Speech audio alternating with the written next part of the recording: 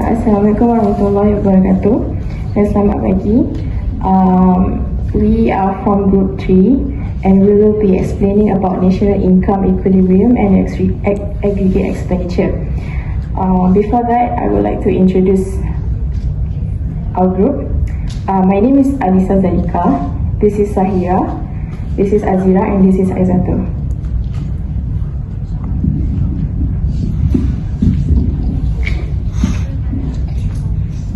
So we start with introduction. National income equilibrium, total expenditure equal national income. Aggregate expenditure represents the total amount of spending in an economy on goods and services over a specific period. So in this chapter, as we know, we have three types of sector economy. Which the first one is two-sector economy, second one is three-sector economy, and the last one is four-sector economy. So I will explain two-sector economy first. Two-sector economy involves only households and firms. Households, consumers, we call as demand side, and firms, we focus more on supply side. Components on expenditure, we have consumption, yang mana kita letakkan terms tu sebagai C, and investment, kita letakkan term tu sebagai I. Household is supply labor to firms and receive income, yang mana bermaksud kita letak term tu sebagai YD. So expenditure spent by households equal aggregate consumption, C. Beside consumption, excess income will be saved, yang mana kita letak sebagai save is saving, kita letak sebagai S. So korang boleh tengok dekat sini persamaan YD sama dengan C plus S. YD is disposable income equal personal income minus income tax. But in this two-sector economy, kita tak ada income tax. Therefore, disposable income Y equal to income YD. Consumption and consumption function. Consumption is sum of expenditures on durables, non-durables, and services. Keynesian assumption. Consumption depends on YD, which has a positive relationship. When YD increase, consumption also increase, but at a lower rate than income, equal to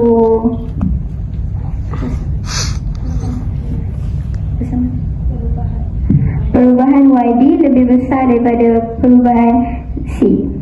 So kita boleh tengok dekat sini yang nak cari C tu, C sama dengan A plus B YD. So A is autonomous.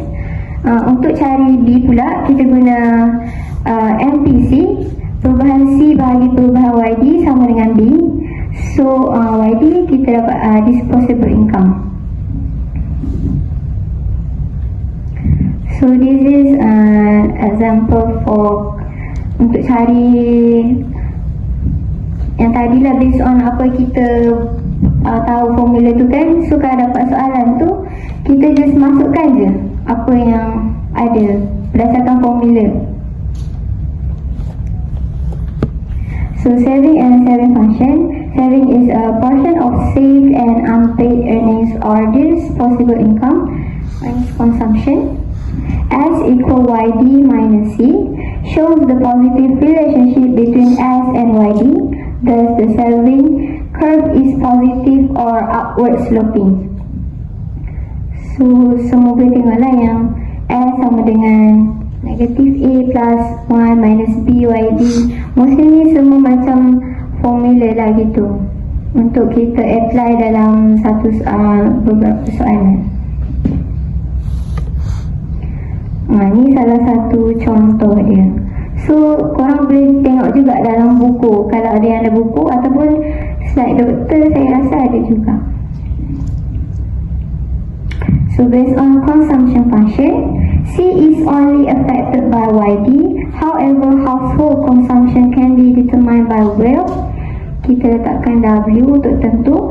interest rate, income tax, and future expectations.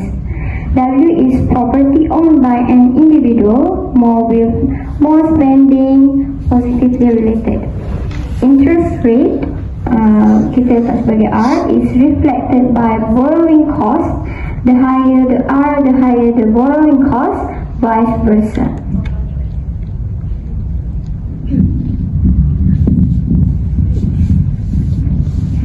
Okay, so untuk firms dia ada dua, satu actual investment dengan plan investment.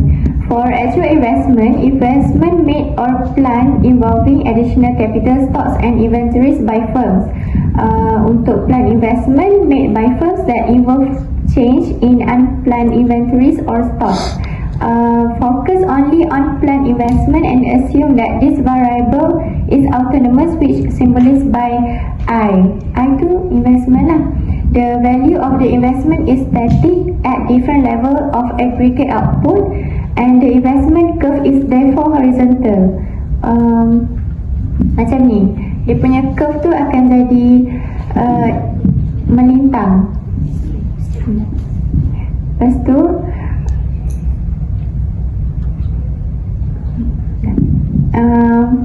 untuk equilibrium determination into sector economy, kita boleh guna formula Y equals to AE. AE itu aggregate expenditure. Lepas tu kalau boleh tengok situ, Y equals to AE dengan AE equals to C plus I. Lepas tu replace yang apa orang kata amount dalam A tu tukar dalam B. Lepas tu akan dapat Y equals to C dengan plus I. Y tu untuk dapat equilibrium. Aggregate output is less than aggregate expenditure. This leads to a decrease in inventory due to sales being greater than production. Planned investment is greater than real investment. To get back to equilibrium level, increase aggregate output. In conclusion, for a two-sector economy, equilibrium level is at Y equals to AE ataupun Y equals to C plus I, and real investment equals planned investment. Contoh dia macam ni, dia punya contoh untuk kita gantikan nilai dalam formula tu. Injection leakage approach dia ada dua, which injection dengan identity equation. For injection, an additional expenditure in income circular flow refers to investment, and untuk leakage tu reduction of expenditure in income flow refers to saving. Kita ganti term S, and equilibrium occurs when S equals to I. Untuk identify equation, Y equals to C plus S, sama macam tadi, lebih kurang A tu nanti replace dalam B. Ini contoh graf untuk income expenditure and injection leakage. Untuk multiplier, the ratio of the change in the equilibrium level of output to a change in some exogenous or autonomous variable. Given C equals to A plus B YD and I equals to 10. So kita gantilah formula tu dalam tu, faham tak? Amount tu, nombor tu kita gantikan dalam formula.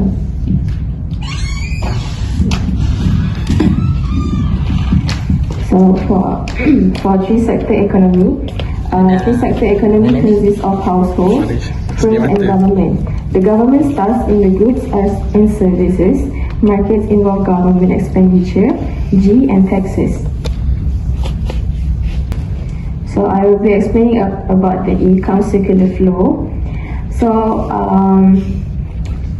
in three-sector model, there are three sectors, which is household sector, business sector and government sector. Household sector sales factor services to business sector, and then business sector rewards household sector with factor income. and also supply goods. Also supply goods and services to households. Household sector buys them with money.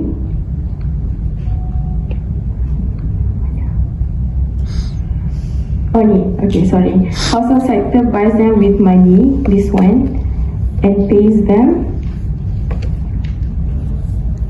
from the business sector, Okay, household saves part of the factor income, this one, part of the factor income in the financial market. Dekat sini kita ada leakage, which means the balance by borrowing of business sector from the finance market. And then investment, meaning money is injected back into the circular flow, and then dekat sini akan ada injection lah. And then household and business sector pays tax, dua-dua ni dekat government.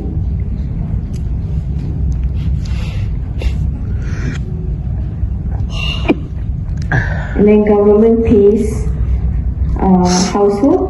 the household sector factor payment and transfer payment, also payments for goods and services, as well as subsidy to the business sector.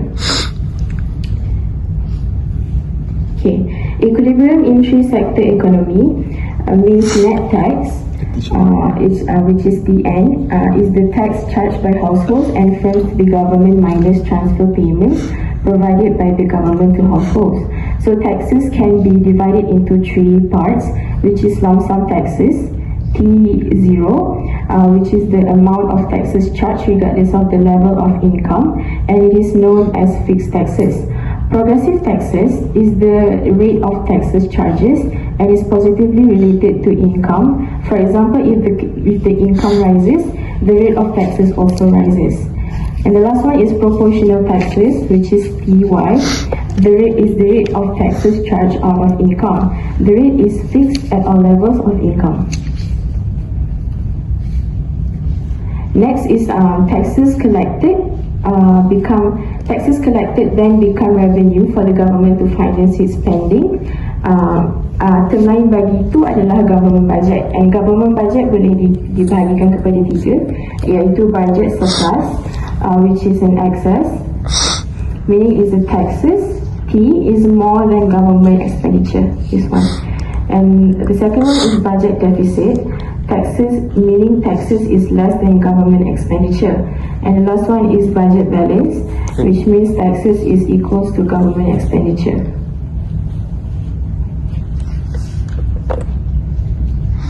Okay, equilibrium determination.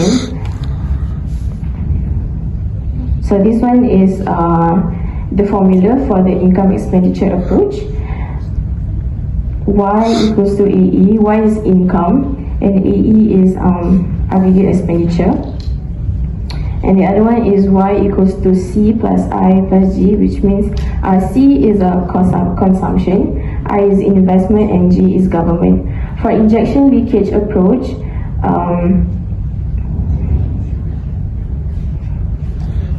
okay, this is the formula, which is AE equals to C plus I plus G, and then Y equals to C plus S plus T. T is tax, and Y equals to AE. C plus S plus T, consumption plus savings plus taxes equals to consumption plus investment plus government. And then savings plus tax equals to investment plus government.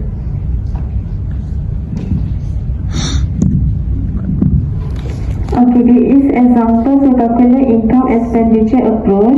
Dalam buku korang boleh rujuk muka surat 248.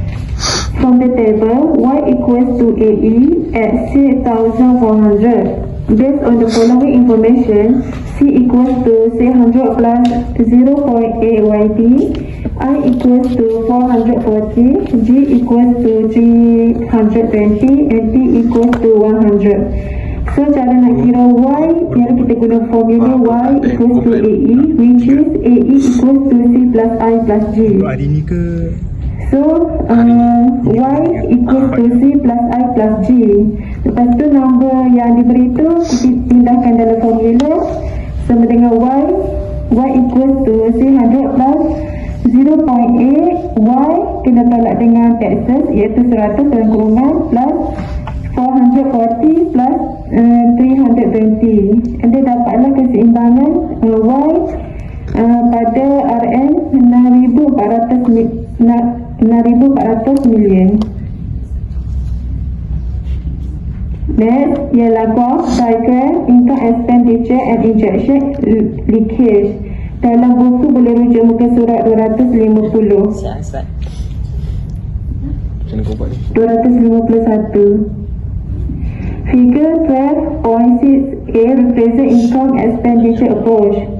Equilibrium of aggregate output occurs when aggregate output Y intersects with aggregate expenditure AE equals at 6,400 million. So keseimbangan tu berlaku apabila kelo Y bersilang dengan kelo AE. Untuk figure 12.6b shows the equilibrium of aggregate output Y by using injection leakage approach. So kat sini keseimbangan berlaku apabila kelo suntikan iaitu I plus G bersilang dengan kelo bocoran iaitu S plus T at aggregate output 6,400. Furthermore, the equilibrium will change if there is a change in consumption, savings, investment, taxes, government expenditure, NPC or NPS.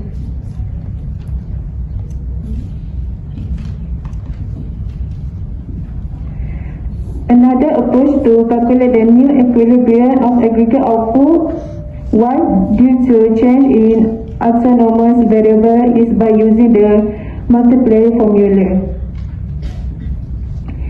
Given C equals to A plus BYD, I equals to IO, G equals to GO, and T equals to TO. The solution is as follows. So korang boleh tengok gambar rajah. From the equation, the multiplier for investment, government expenditure, autonomous consumption, and autonomous saving is 1 per 1 tolak B or 1 per NPS. While for taxes, the multiplier formula is negative B per 1 tolak B or negative B per NPS. That's all from us. Thank you.